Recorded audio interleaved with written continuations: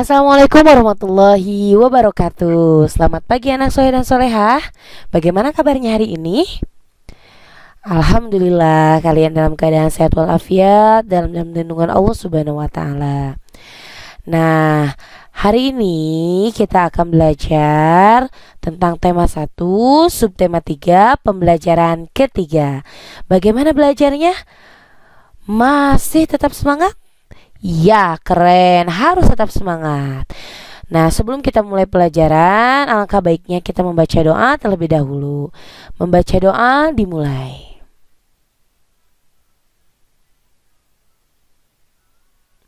Membaca doa selesai. Tujuan pembelajaran hari ini yaitu 1. Siswa mampu mengidentifikasi pengaruh kondisi geografis bangsa Indonesia sebagai negara maritim dan kepulauan terhadap kondisi sosial dan ekonomi. 2. Siswa mampu membedakan pengaruh kondisi geografis bangsa Indonesia sebagai negara maritim dan kepulauan terhadap kondisi sosial dan ekonomi. 3. Dengan membaca dan menulis, siswa mampu menemukan ide pokok dari bacaan secara percaya diri. Dan 4. Dengan membuat laporan, siswa dapat menyebutkan perilaku yang sesuai dengan nilai-nilai Pancasila dengan percaya diri.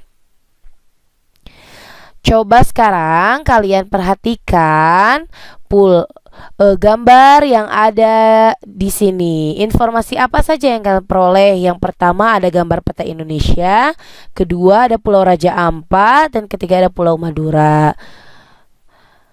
Nah, informasi yang dapat diperoleh dari gambar tersebut yaitu 1. Wilayah Indonesia yang berupa kepulauan antara pulau satu dengan yang lainnya disatukan oleh laut. 2. Kondisi geografis Indonesia sebagai negara maritim atau kepulauan. Dan 3. Potensi yang dimiliki bangsa Indonesia yang bervariasi. Nah, coba sekarang kalian sebutkan jenis-jenis usaha atau pekerjaan yang berkaitan dengan pemanfaatan sumber daya alam laut di Indonesia. Pengaruh kondisi geografis sebagai negara maritim bidang ekonomi sumber daya laut. Yang pertama ada hayati. Hayati yaitu berasal dari makhluk hidup. Contohnya seperti ikan, terumbu karang, dan rumput laut. Selanjutnya, pengaruh kondisi geografis bagi negara maritim di bidang ekonomi sumber daya laut non-hayati atau berasal bukan dari makhluk hidup seperti sumber energi minyak dan gas, wisata bahari, dan transportasi antar pulau.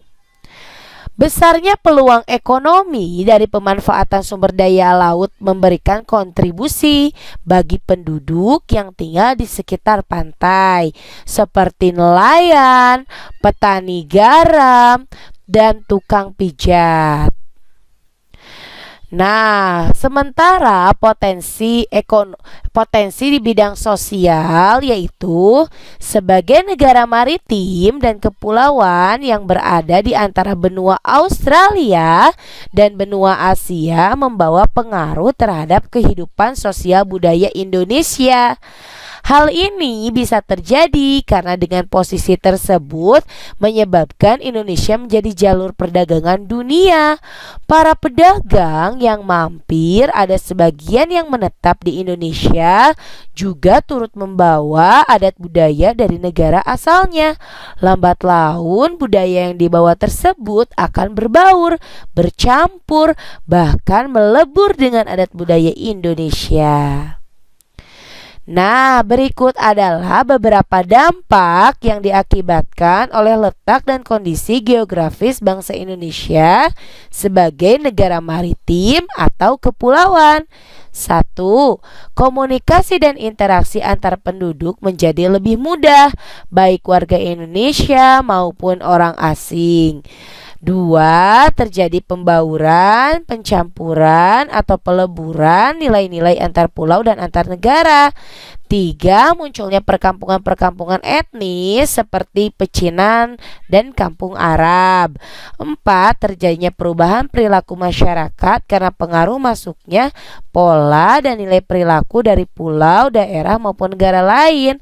Serta lima, terjadinya perpindahan ilmu, pengetahuan, dan teknologi. Nah, coba sekarang kalian tulis dampak positif dan dampak negatif yang timbul dari sebagai akibat dari letak dan dari kondisi geografis Indonesia sebagai negara maritim atau kepulauan. Nah, coba sekarang kalian baca tentang kejayaan bahari masa lalu. Setelah kalian membaca, coba sekarang kalian tuliskan ide pokok dari bacaan tersebut. Kalian cukup menulis ide pokok dari paragraf 1 hingga paragraf 6 saja. Nah, keberagaman yang disebabkan adanya perbedaan antar pulau satu dengan yang lainnya tidak menjadi pemecah dan peregangan, namun justru sebagai pemersatu. Nah, Pancasila diumpamakan sebagai satu paket lengkap yang menopang negara kesatuan Republik Indonesia. Pancasila merupakan satu kesatuan. Nah, sila ke-1 menjiwai sila kedua, menjiwai sila ketiga, keempat, dan kelima.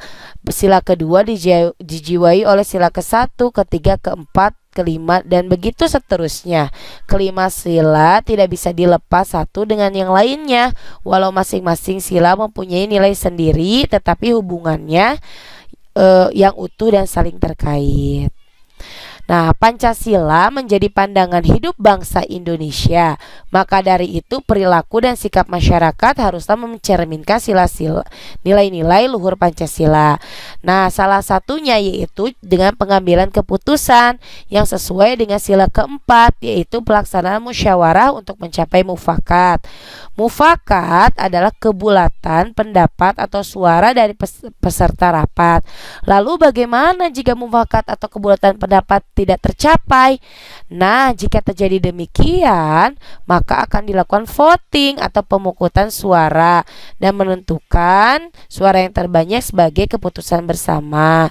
Contohnya seperti pemungutan suara adalah pemilu, baik pemilu presiden, anggota DPR maupun pemilihan kepala daerah atau pilkada. Nah, sekarang coba kalian tulis sila-sila dalam Pancasila merupakan satu kesatuan yang utuh dan setiap sila menjiwai sila yang lain. Coba sebutkan contoh-contoh perilaku yang mencerminkan sila apa ya. Satu contoh perilaku bisa mencerminkan satu sila, dua sila, atau lebih. Nah, dengan mempelajari letak geografis dan kondisi geografis Indonesia sebagai negara maritim, kita makin bangga dan bersyukur menjadi warga negara Indonesia. Namun, perlu diingat bahwa dengan kondisi tersebut akan banyak terjadi penyerapan, pertukaran, perleburan, percampuran, dan pembauran nilai dan budaya.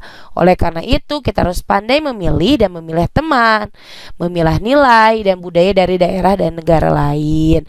Sekian pembelajaran hari ini. Tetap menjaga kesehatan dan tetap semangat dalam belajarnya. Semoga apa yang kita pelajari hari ini dapat bermanfaat dan menjadi ibadah untuk kita semua. Wassalamualaikum warahmatullahi wabarakatuh.